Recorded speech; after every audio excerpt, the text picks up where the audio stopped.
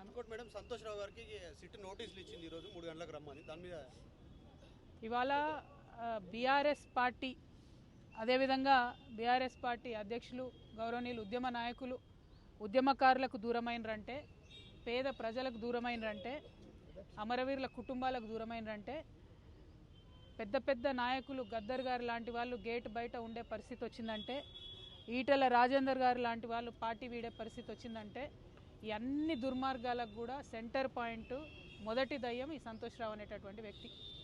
మరి ఆ సంతోష్ రావు గారిని సిట్ ఇప్పుడు పిలిచిందని చెప్తూ ఉన్నారు ఫోన్ ట్యాపింగ్ విషయంలో.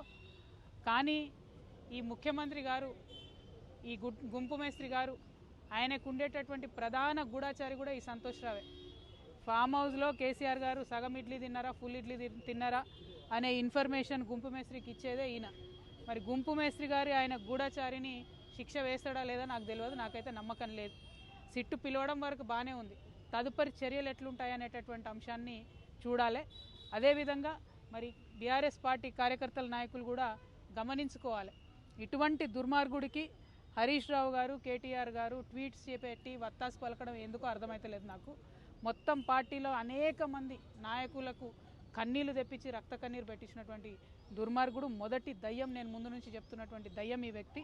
మరి ఈ వ్యక్తి ఇవాళ వచ్చిందంటే చట్టం కరెక్ట్గా తన పని చేస్తే శిక్ష ఖచ్చితంగా పడుతుంది. కానీ గుంపు మేస్త్రి గారు ఈ గూఢాచారిని కాపాడుకుంటాడని చెప్పి నేను అనుకుంటా ఉన్నాను. మరి అటువంటి పరిస్థితి రాకుండా పోలీస్ డిపార్ట్మెంట్ వాళ్ళు పకడ్బందీగా మీ పని మీరు రాజకీయాలకు అతీతంగా చేయాలని కూడా డిమాండ్ చేస్తాం. టానిక్ విషయంలో కానీ గతంలో ఆయన మీద వచ్చిన అవినీతి ఆరోపణల పైన కూడా ముఖ్యమంత్రి చర్యలు తీసుకోలేకపోయిండు, ఇంటర్నల్ ములాఖత్ అయిపోయిందని మీరు గతంలో ఆరోపించారు, ఇంత చెప్తా ఉన్నారు. మరి కేసీఆర్కి తెలియదా? కేసీఆర్ పక్కనే ఉంటున్నారు కదా సంతోష్ రావు గారు. నేనేమంటున్నా అంటే ఒక్కొక్కసారి మన నీడను కూడా మనము గుర్తించలేనటువంటి పరిస్థితి వస్తుంది. మన చుట్టూ ఉన్నటువంటి వాళ్ళు మన కళ్ళను కప్పేసేటటువంటి పరిస్థితి కూడా ఒక్కొక్కసారి వస్తుంది. మరి అటువంటి పరిస్థితుల్లో ఉద్యమకారులకు దూరమయ్యి అలా బీఆర్ఎస్ పార్టీ ఓడిపోయి ఆగమయ్యే పరిస్థితి వచ్చింది. మరి ఉద్యమకారులకు ఉద్యమ నేతను దూరం చేసిన పాపం మాత్రం ఈ దయ్యాన్ని వదిలిపెట్టదని నేను అనుకుంటా ఉన్నాను. కానీ మళ్ళీ చెప్తున్నా, నేను గుంపు మేస్త్రి మీద నాకు నమ్మకం లేదు. గుంపు మేస్త్రి గారి గూఢచారి ఆయనను కాపాడుకుంటాడనేటటువంటి ఒక భయం అయితే నాకుంది. అందుకే నేను డిపార్ట్మెంట్ వాళ్ళకి అప్పీల్ చేస్తూ ఉన్నాను, పకడ్బందీగా వెనకాల ఏముందో ఇన్వెస్టిగేట్ చేసి తీయండి. Thank you. జై తెలంగాణ. గతంలో మీ ఫోన్లు, మీ కుటుంబ సభ్యుల ఫోన్లు కూడా ట్యాప్ అయినటువంటి అనుమానాలు మీరు వ్యక్తం చేశారు. మీకు కూడా సిట్ నోటీసులు ఇస్తుంది అనుకోవచ్చా?